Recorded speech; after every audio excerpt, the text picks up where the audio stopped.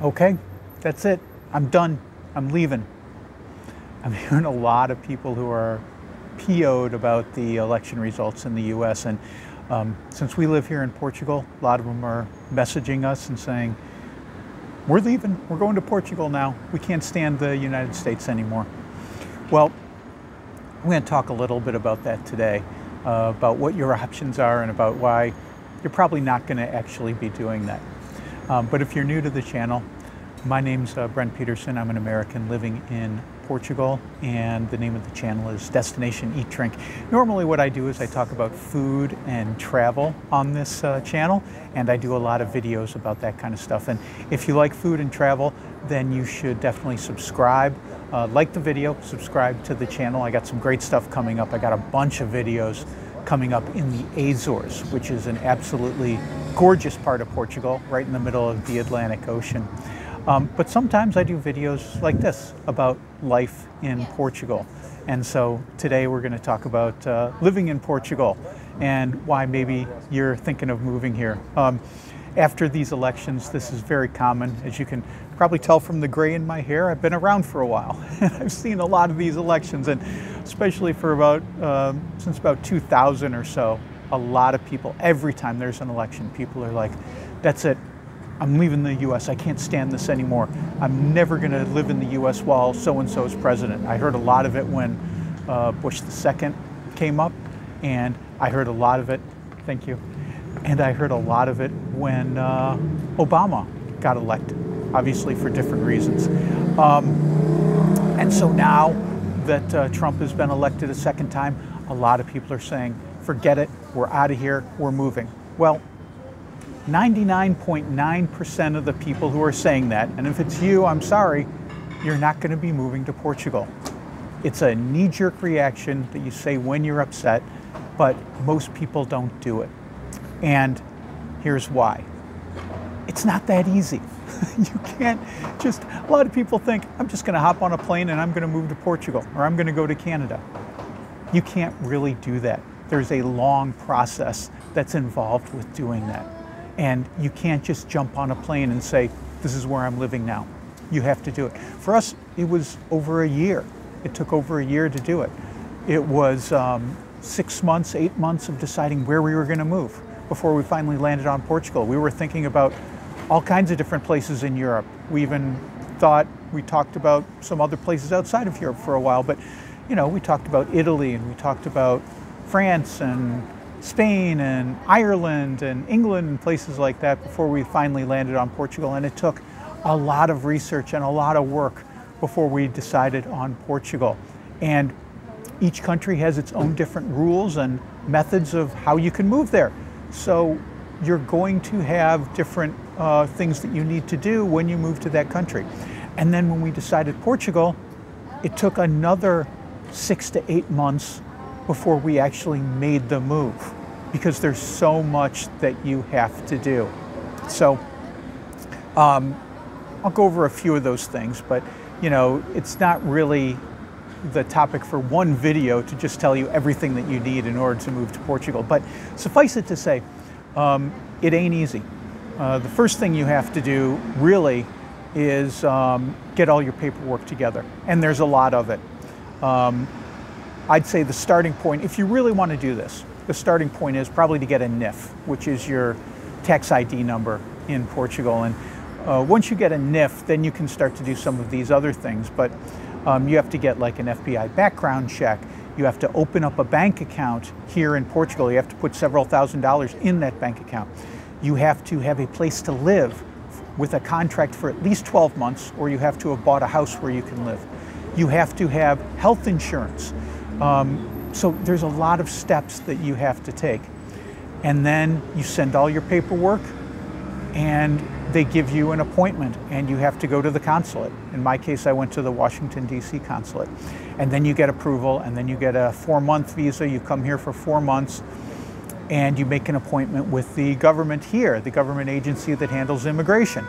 And that's a whole process that people are going through. So it's a big process, and there's a lot that you have to do in order to do that.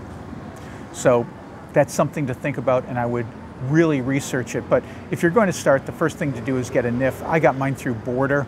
I would highly recommend them rather than trying to navigate it by yourself. It's not easy to navigate by yourself, especially if you're not in Portugal.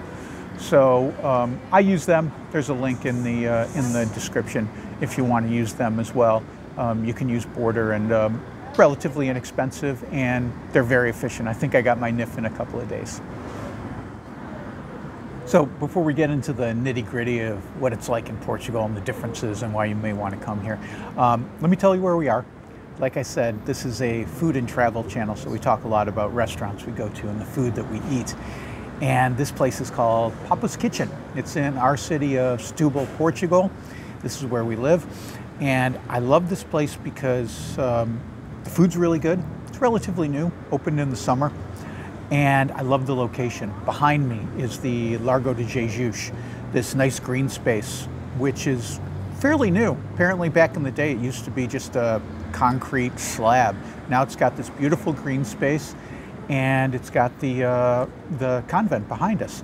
So really gorgeous, and you can go into the convent.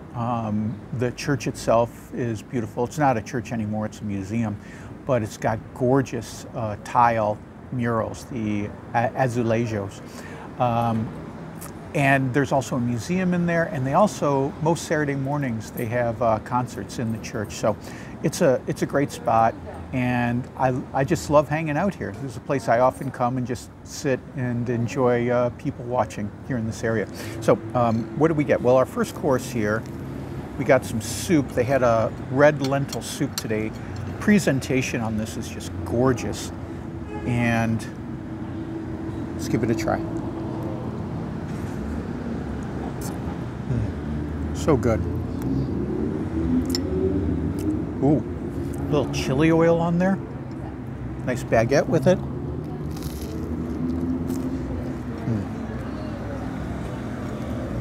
Their bread here is so good. So, this soup though, really terrific. Good job on that.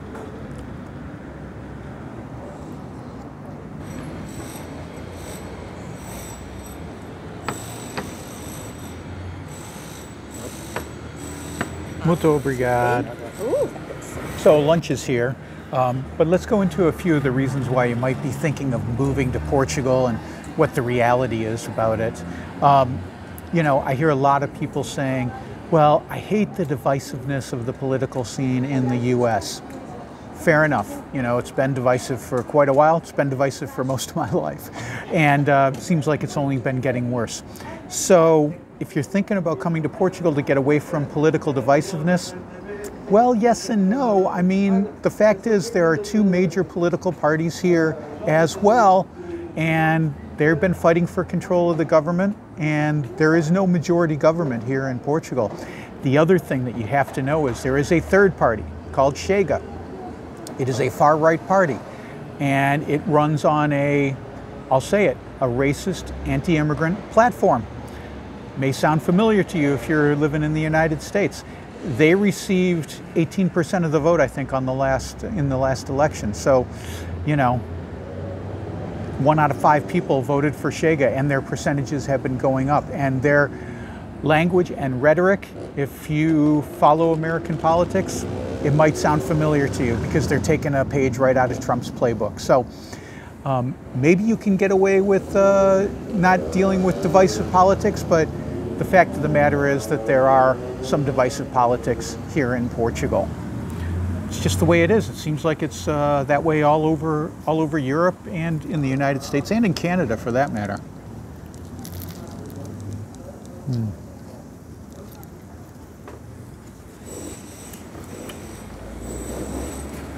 Love these sandwiches he makes at Papa's Kitchen. His bread, so good. It's like a pizza crust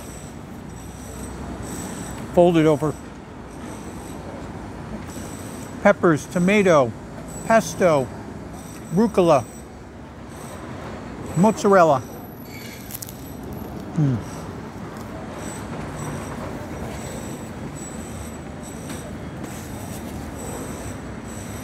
So tasty. So another thing I've heard people say they're trying to escape from the U.S. is a general feeling of racism, and fair enough. You know, those incidents, ugly, ugly incidents, have been well documented in the media over the past several years. Of course, racism is nothing new in the United States. I think the thing is, people expect they're going to come to Portugal and there is going to be no racism here. This is my observation. So again, let me be clear. I'm speaking from a place of personal observation here, of living in Portugal for 3 years, and we're generalizing here. So you can't say every person is this way or every person in a place is that way.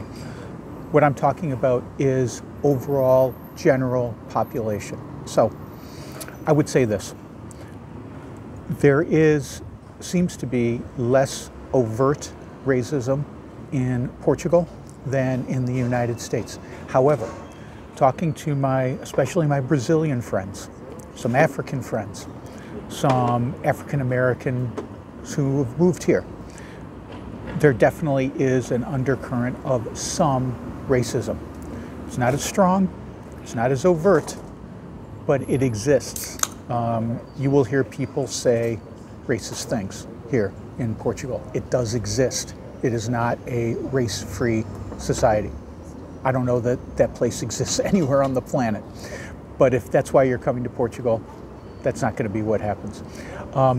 Same goes for anti-gay and anti-LGBTQ rhetoric. It does exist. However, I would say in Portugal, there is definitely a live and let live ethos here. We have lots of gay friends here. They seem to find that Setúbal is a welcoming community for them. However, we've had gay friends tell us that there have been incidents of people hurling anti-gay slurs at them. It has happened. So this idea that somehow you're going to move to a paradise where you're not going to have to encounter that doesn't seem to be the case. Another reason that I hear people talking about moving to Portugal is for the health care. And I think that falls under two different kinds of categories when we're talking about the political climate in the U.S. One is the lack of affordable health care in the United States. The fact is that there is quote-unquote free health care in Portugal. You can sign up for the national system. It's not perfect, although the healthcare in Portugal is ranked much, much higher than it is in the United States. And that's basically for quality of care and access to care. However, the public system is overburdened greatly here in Portugal. And I know close friends who have had difficulty getting into appointments on the public system for various reasons. So most folks tend to choose to get private insurance. That's what we do. And it's very inexpensive, little over $200 for two people for us. And I found the private health care to be very, very good here in Portugal. The other side of it, though, that's really raised its head in the United States in the past few years has been the question of abortion access, reproductive freedom. And if you're thinking of moving to Portugal because for some reason there's more reproductive freedom, you should know this. The fact is, there is abortions are allowed only up to 10 weeks here in Portugal. That's nationwide, okay? And that's much, much stricter than in some states in the United States. The other thing is there's also a 3-day cooling off period. Once you say you want an abortion, you have to wait 3 days before you get it in Portugal. So that's something to think about if you're planning on coming here for health care. Another issue folks talk about when they're coming to Portugal is the safety, personal safety. And this is a real factor here in Portugal. Portugal is ranked one of the safest countries in the world. And, you know, as a person who lived in America for all my life before we moved here, I think it's a real factor. I feel perfectly safe and I feel perfectly fine allowing Karen to walk around at night here. Gun violence is not completely gone from Portuguese society, but it is so incredibly rare here. Almost never happens. And that's because there are pretty strict gun laws here. So the instances of violence here in Portugal are much, much lower than in the United States. So I think, you know, one of the things that you have to think about is the place where I'm going safe? Am I going to feel safe? Am I going to feel safe in the community? Am I going to feel safe in my home? And I would say, you know, when you hear about crime and violence here in Portugal, it is such a rarity compared to the US where, you know, you turn on the news and it's completely populated with acts of violence. Another factor is immigration and the general attitude of people towards immigrants.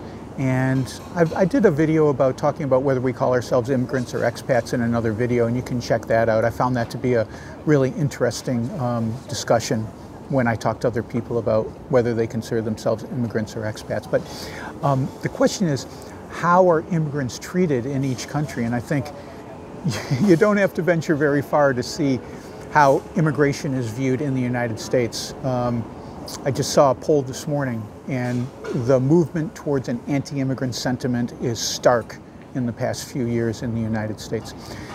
Here in Portugal, I think there's a general welcoming of immigrants. However, going hand in hand with the racism idea, there is a certain segment of society who views immigrants from places like Brazil and Africa negatively, and for the exact same reasons that they do in the United States. I believe it's less prevalent, but the other thing that you should know is that there is this question about so-called legal versus illegal immigration, which just means are you documented or not. And recently, it seems like in a reaction to pressure by this far-right group, Chega, they have begun to start to crack down on so-called illegal immigration or immigrants without documentation. Just the other day, there was a large sweep in Lisbon through an immigrant neighborhood where they just grabbed a bunch of people, and apparently they're talking about shipping them back.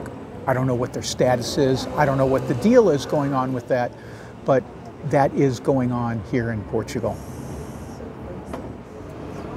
Another thing you really got to think about if you're going to move to Portugal is the impact of taxation.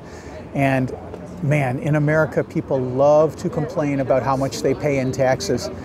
The reality is the United States has one of the lower tax burdens of any country, any modern country. I'm sure there are countries in developing world where taxes are lower, but in the United States, taxes are relatively low. In Portugal, taxes are relatively high. You will be paying more taxes in Portugal than you do in the United States. Definitely. You do get more for that. You know, you get an education system, you get health care, and in general you get infrastructure, which seems to me, my observation, to be in better shape than in general in the United States. But look into taxation before you move here, because the lowest tax rate is 28%, okay? So that's significantly higher than in the United States. Finally, the last thing that I want to bring up is this idea of freedom. And I think freedom becomes, in the United States especially, becomes one of the most divisive issues that exist. And I think that's because people have different definitions of what freedom is and what it means to them. I think on one, you know, to oversimplify it, I think on one side of the spectrum, people feel like freedom is freedom to do whatever they want, freedom to get whatever they want. And on another side of the spectrum is freedom from things that might harm them. So depending on what your definition of freedom is, Portugal ranks fairly high in the World Freedom Index, just a few spots below the United States. When you break it down, the real difference is economic freedom, the ability to rise up the economic ladder, the lowest, the minimum wage and things of that nature are higher in the United States than they are in Portugal. So there's more economic opportunity in the United States than there is in Portugal, therefore more economic freedom, if that's how you want to define it. Keep that in mind if you're planning on moving here for a job. Wages are very low in Portugal. The other freedom, though, is something called personal freedom. And Portugal actually ranks higher than the United States in personal freedom. And that's things like freedom of speech, freedom of association, freedom for LGBTQ people, freedom, to live and work where you want. And also personal freedom from violence. And I think that's where probably Portugal goes way up on the freedom index as compared to the United States. So there you go. There's my admittedly very rough analysis, and hopefully you're not making a knee-jerk reaction. I hear so many people say, screw it, we're leaving America, we're moving to Portugal now. People are messaging me with that sentiment. It's something that you really have to think through quite thoroughly before you decide to make the jump. If you enjoyed this video, give it a thumbs up. I hope you'll subscribe, and we'll have more food and travel videos coming up very shortly. But it's part of life in Portugal, so thought I'd address it, and hope you enjoyed it. My name is Brent Peterson. See you down the road.